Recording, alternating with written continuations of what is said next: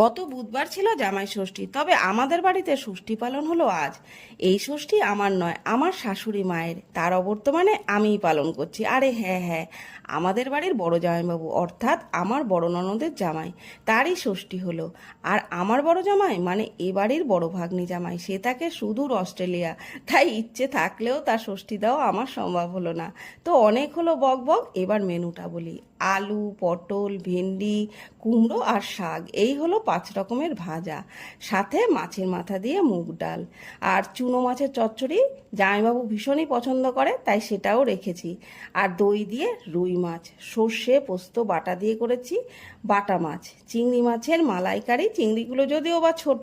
রবিবারের চিকেন আলু দিয়ে ঝোল আর আমড়ার চাটনি। শেষ পাতে দিলাম দই। আর আমার জামাই হোক বা শাশুড়ি মায়ের জামাই, ষষ্ঠী মানেই জমজমাট একটা ভুরি ভোজ। আপনাদের ষষ্ঠী কেমন কেটেছে কমেন্ট